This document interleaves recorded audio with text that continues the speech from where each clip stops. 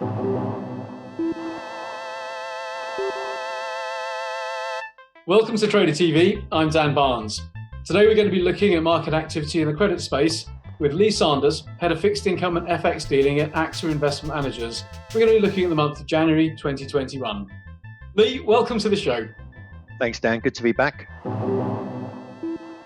Tell us, what were volumes and volatility like in the credit markets during January?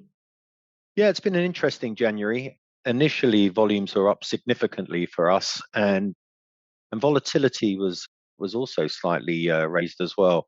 I think initially we were very concerned about the impact that Brexit was going to have. Yeah. And it was quite quickly apparent that there was no real impact into liquidity, and there wasn't really too much impact on volatility either.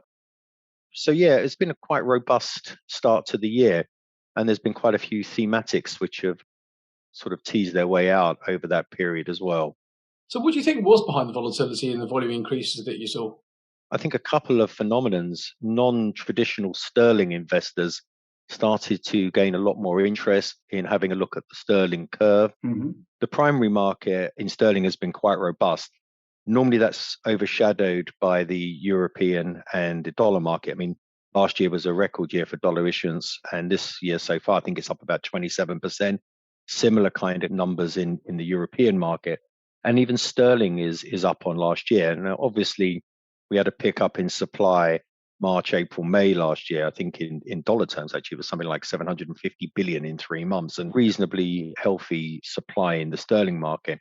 But this year, an interesting thematic is that we are seeing a lot more sterling issuance, housing associations, smaller deals. There was an Orsted Green deal this week. And I think we're kind of setting ourselves up for not necessarily the jumbo deals of Verizon and AT&T that we'd seen historically, but maybe a little bit more for the banks. Deutsche Bank came yesterday in sterling for a reasonable size deal. So we're seeing that interest, and it's actually quite appealing to overseas investors to have a look at it on a cross-currency basis. And then in terms of actually how you're executing trades into the market at the moment, what's the proportion of voice to electronic relative to this time last year, perhaps? If I look at the dollar business, it's really polarized. It's very big tickets that we're working with the big dollar houses. But I think on the more medium size and smaller tickets, we're on market access or one of the platforms, executing all to all. And I know it's something that you're interested in. I think the all to all volume has ticked up quite significantly. Looking at our turnover numbers in dollar IG traded out of the UK, market access are a top 5 counterparty because of the flexibility they've given us in all-to-all trading. And in fact, it was quite significant over the crisis when some of the banks were quite prohibitive in what they were charging for liquidity.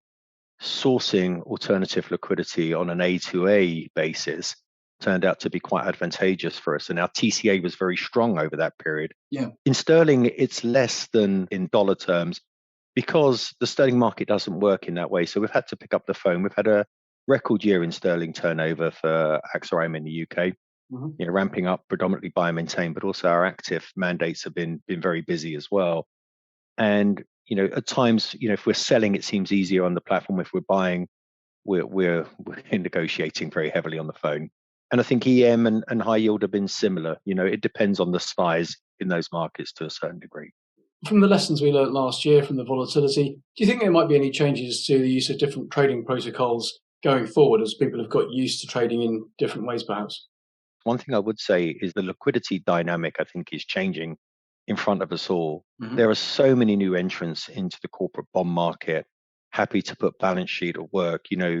The move of Jane Street, Susquehannas and Flow Traders and myriad of people behind them are creating a new dynamic. And the banks are fighting hard to maintain their slice of the market. But as you know, banks are trading quite heavily on platform as well. 30% of RFQ is bank driven, not asset manager driven or hedge fund driven. Yeah. So I think people have become a lot more cerebral about the way that they do business and the way that they gain liquidity. Whether that's systematically and something that we're looking at AXA is how we interact with all of the data points out there, in bringing a liquidity solution to the game, or whether it's just onboarding more, point-to-point connections, streaming connections, and looking at different ways to engage with the market. I think the interesting thing is that the disruptors to the business, which were market access, Tradeweb, etc., and the ECNs, are now the incumbents. And I think you're always looking to see what could potentially change that, new ways of executing the business. But I think if I look at it, all-to-all trading, list trading, portfolio trading on platforms is giving you enough, tools in the toolkit. And I think it's more about using your data to see where to go if you're not going to go more open. That's great. Lee, thank you so much. That's really interesting. Thanks, Dan. Hope to see you again soon. I'd like to thank Lee for his insights and, of course, you for watching. To catch up on our other shows or to subscribe to our newsletter, go to tradertv.net or etftv.net.